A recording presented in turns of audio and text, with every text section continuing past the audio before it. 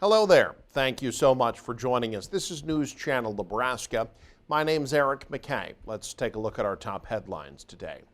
Beginning with an effort to prevent Donald Trump from losing a potentially crucial electoral vote from Nebraska appears officially dead. Governor Jim Pillen saying he's not planning to push for the necessary change in state law ahead of the November presidential election. Pillen said there's not the two-thirds legislative majority he would need to pass a proposal to give the state's 5 electoral votes to whoever carries the state rather than splitting them. That's because the potential swing vote, State Senator Mike McDonnell of Omaha said in a statement he still opposes awarding Nebraska's 5 electoral votes on a winner-take-all basis. McDonnell lives in that 2nd district and is defending his belief that no changes should come this late in the process. You're talking about, 42 days before an election? No, that is not fair. And I've compared it to a football game where if there's 2 minutes left in the football game, you want to call a timeout, the coach, and say, hey, ref, can we change the value of a field goal from 3 points to 4 points? That's just not fair. And that's a game. We're talking about the president of the United States and letting the people make the decision, not 33 elected officials. Only Nebraska and Maine award 1 electoral vote to whoever carries each congressional district. Trump's expected to carry the Nebraska vote, but could lose the Omaha area district. Nothing set in stone yet, but it looks like the U.S. government won't be forced to close its doors next week. Lawmakers poised to work together and prevent a government shutdown. John Lawrence has the latest. Both chambers of Congress didn't wait until the last minute, but it was pretty close. If we work together, stay away from poison pills and partisanship, we can avoid a government shutdown. The Senate has come to terms on an agreement that calls for a vote on a government funding extension once it gets through the House of Representatives. The continuing resolution, or CR, pushes the government's shutdown deadline from September 30th to December 20th. Look, there's no way politically a government shutdown on the eve of an election is good for you. Not good for the president, not good for the Republican House majority, and more importantly, just not good for the country. House Speaker Mike Johnson and his fellow Republicans need votes from their Democratic colleagues to get the CR approved. Thankfully, we're on track to avoid all this mess. Once it's sent over, the Senate stands ready to get to work to get this bill done quickly. And some members of the GOP are less than pleased with the situation. It's disappointing. We have a Republican majority. We should be cutting spending, not continuing to pass spending bills that grow the national debt. The Biden administration is calling for the swift passage of the bill so that there's time to approve appropriation bills for the 2025 fiscal year. John Lawrence, News Channel Nebraska. A Southeast Nebraska superintendent's pitch for a so-called super board is one step closer to reality. This after the Jefferson County Board of Commissioners threw their support behind the idea Tuesday. So what exactly is a super board? Well, it's the brainchild of Fairbury School Superintendent Devin Embray, a proposal to unite members of the school board, Fairbury City Council, and Jefferson County Commissioners, giving them a direct way to collaborate.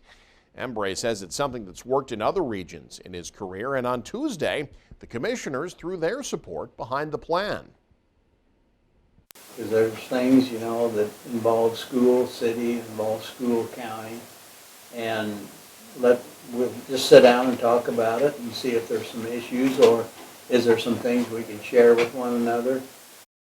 It's now up to the Fairbury School Board and City Council to determine where they stand. There are plans to do that within the next month.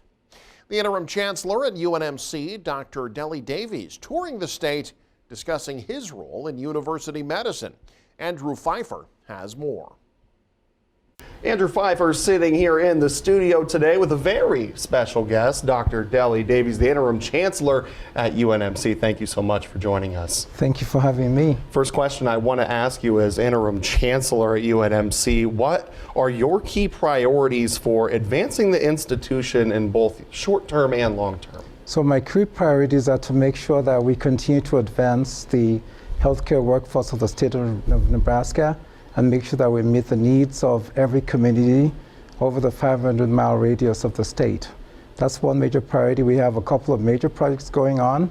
One is Project Next, which is making sure that we have the facilities to continue to train the very best students in the state, but also to attract the very best faculty, staff, providers in the country, and also to be able to meet the healthcare security needs of our country. Think of biologic, chemical, nuclear. If we ever have the need to have surge capacity, we want to be ready to meet that need.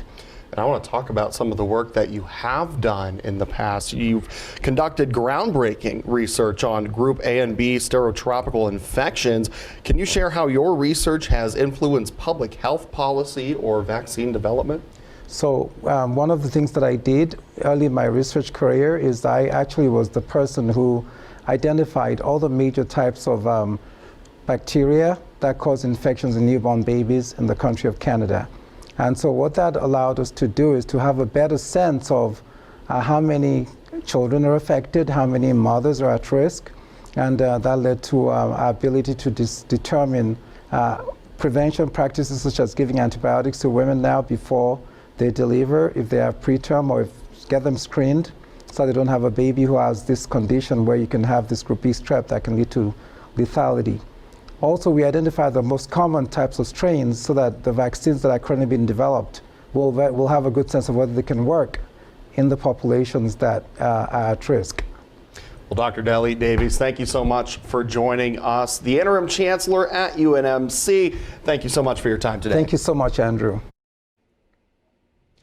988 suicide and crisis hotline callers will soon get more localized help. The Department of Health and Human Services says callers will be directed to help centers based on their physical location rather than their phone number's area code.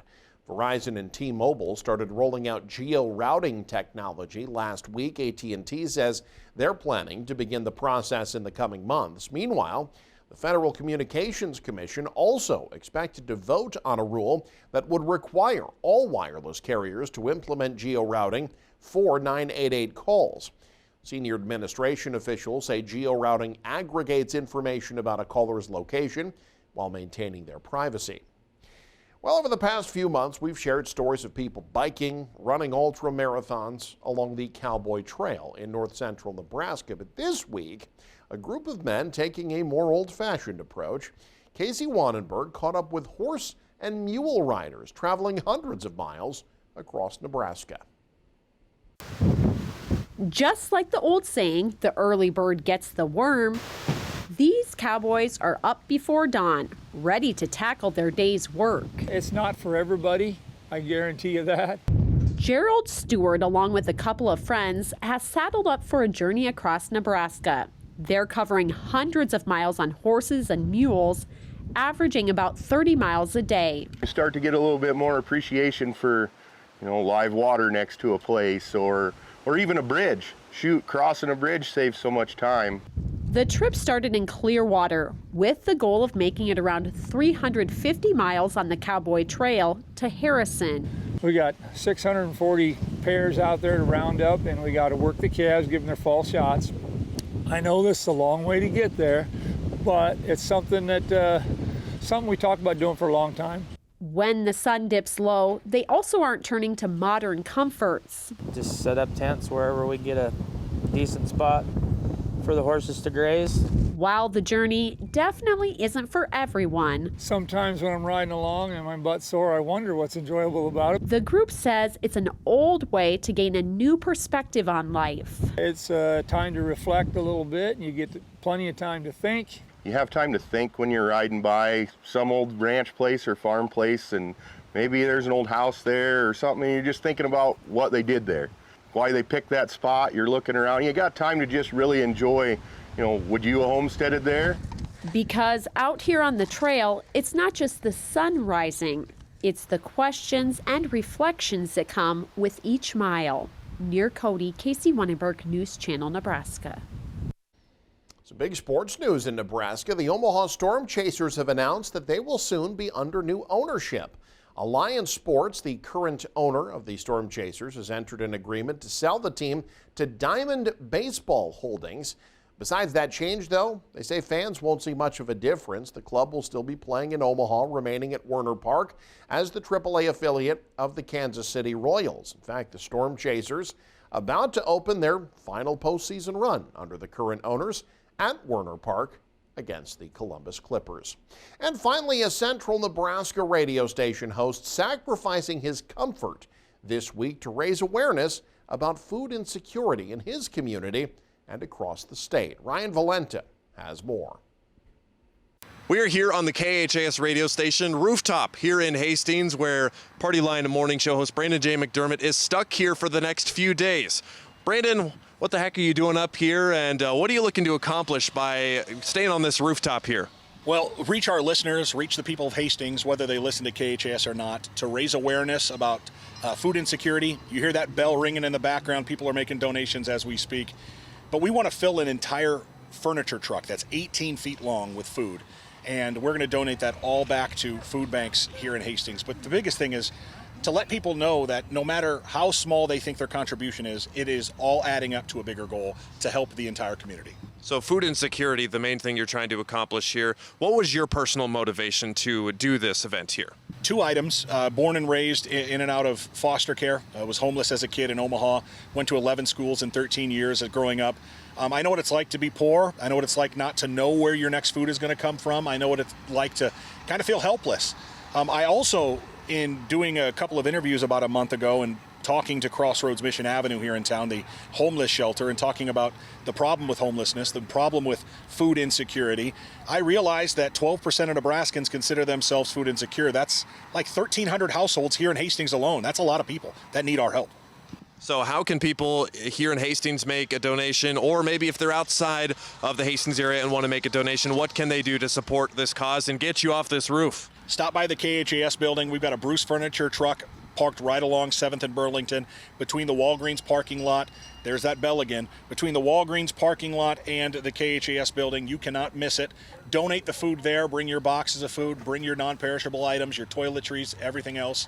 If you cannot make a donation because you are not in Hastings, you can make a financial donation, and we will use all of that money to purchase food.